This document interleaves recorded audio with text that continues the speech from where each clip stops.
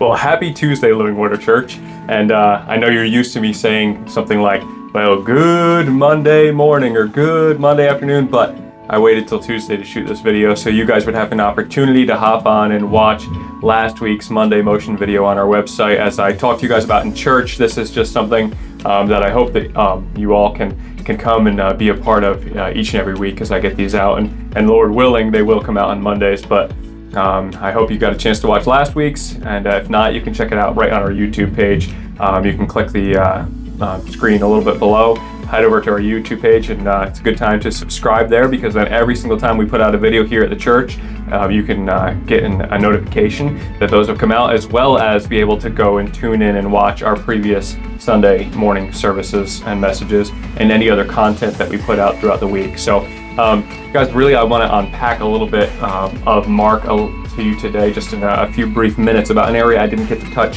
yesterday, 2 days ago in the Sunday morning message. And that's an area that I actually asked you guys to look into for our apologetics series that we had going on in the summer, and that's the parable of the mustard seed. So let's just read that real quick, and then we'll chat about it for a second. So this is in Mark chapter 4 and verse 30, and it says, "And he said, with what can we compare the kingdom of God, or what parable shall we use for it? It is like a grain of mustard seed, which when sown on the ground is the smallest of all seeds on earth, and yet when it is sown, it grows up and becomes larger than all the garden plants, and puts out large branches so that the birds of the air can make nests in its shade." And guys, this is something that's so profound and so incredible, and let's just talk two different areas right now. And one area is the area I asked you to address and adjust in your own hearts and in your own minds during our apologetics series in the summer about this very verse. And we don't think about this, but this very verse has caused many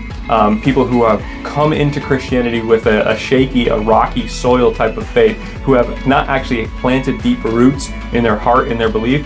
They have a faith that's faulty, and then they come and hear a verse like this and they say, but the mustard seed, now due to science, is proven that it's not the smallest seed in the world. And how could Jesus, divine in all of his knowledge, not know that the smallest seed in the world was not a mustard seed? And he's coming and saying the smallest of all seeds. And really, here we have to unpack two different things that are going on. One is just general hyperbole of the writer and of the recounting of the parable. And Mark does this often throughout the text, but for some reason we latch onto it when Jesus is talking, and we say, how dare he? When Mark says a comment earlier on in the text, like, all of Jerusalem came out and they were being baptized by John in the Jordan. And this does not figuratively mean all of Jerusalem. It means that a large chunk, a large quantity of Jerusalem is out being baptized by John in the Jordan. And guys, we use this nowadays. We use hyperbole nowadays in our regular discussions. I'll say, that guy all the time, he's cutting me off in traffic every time I get behind him. But really, it's not all the time. It's some of the time. Or every single time I see you, you have a cup of coffee in your hand.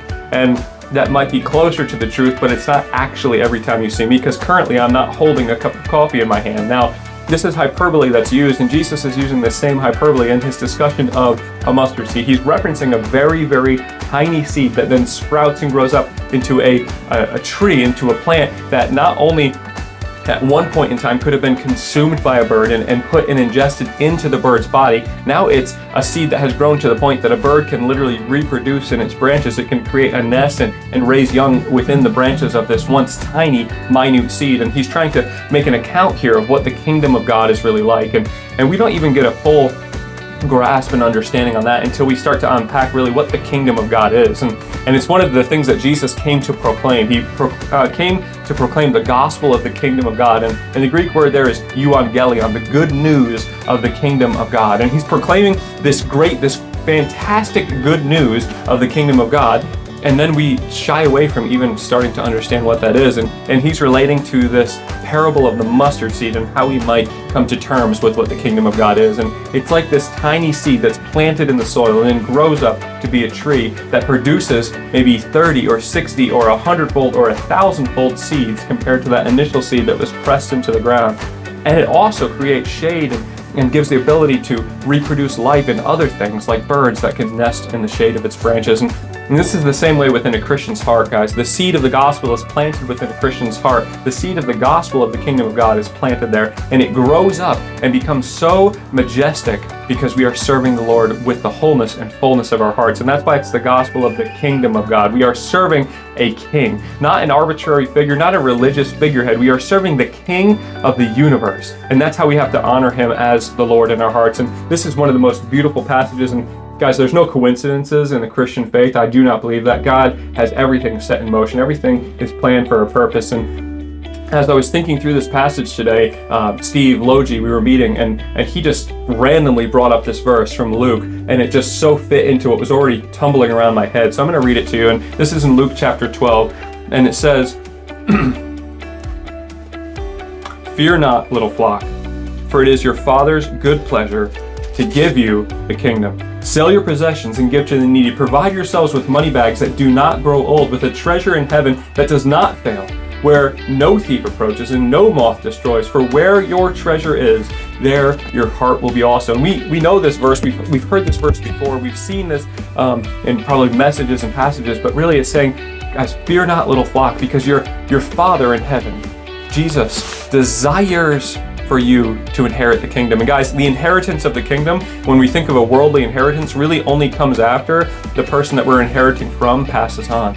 And there's sadness in there, but you're also inheriting what they would have for you, what they want you to have. And we have two options in an inheritance. When somebody puts you in their will and you're going to inherit maybe their property or their wealth or their car or something from them, you're going to inherit. When you go and step into the lawyer's office, you have but two options. You can accept your inheritance or you can reject your inheritance. And for us of faith, who have placed our faith and trust in Jesus Christ, we accept the inheritance of the kingdom of God. And then that seed is planted in our hearts that can then bloom into the greatness of that tree, and we can do a good work and create and multiply and magnify the Lord, and then also create shade and rest. And this is what James unpacks in his book of the Bible, where he goes and says that really true religion is to feed the widows and the downtrodden and the down and out. And this is what true religion is. We get to offer that comfort as we accept the kingship of Jesus Christ. And then Peter unwraps this as he talks about this kingdom of God is saving for us that inheritance up in heaven that's unperishable, it's undefiled, and it's unchanging, and he's holding it in heaven for us until the moment that we die. And Colossians talks about Jesus being the first fruits of that new creation, and clearly he is not the first of all creation because he is infinitely outside of time. He is a God that always was and always will be, and even in his humanity he was not the first of the human race, but yet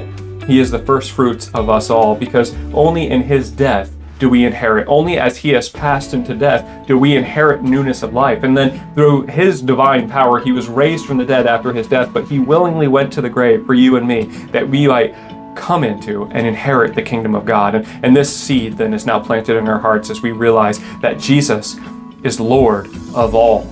And guys, those are the two options for us nowadays. We have to understand that Jesus is either Lord of all or he is not Lord at all. Those are the only two options before us in your inheritance of the kingdom of God. And we have to remember that the kingdom of God is spreading, the kingdom of God is growing, the kingdom of God is not able to be put down. It is a kingdom that will last throughout all of eternity. And it has started with the foundation of the first fruits of Jesus Christ. And we have to honor Christ the Lord as holy in our hearts, remembering he is King.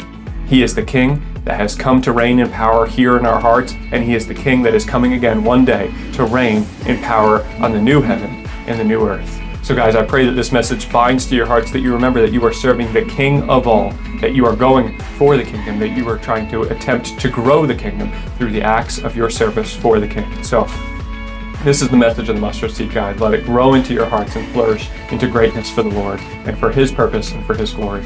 So guys, and for announcements, we really only have one thing coming up this week, and that is the Christmas Child Packing Party that's going to happen this Friday, 6 p.m. at the church. We're going to have dinner here. We're going to fellowship as a family. It's just a fantastic, fun, great event. So please try to come out to that event, 6 p.m. on Friday. If you haven't brought your items in that you promised to bring, I ask that you please bring them at some point this week. Either Thursday night, there's practice happening here at the church from 7 to 9 o'clock, so you can come at some point on Thursday night and drop them off, or Wednesday night is prayer group. You could come and drop your items off for the Christmas Child Packing Party, and then stay and pray at men's group, and that starts at 7 p.m. here at the church. So one of those two nights you can come and drop things off.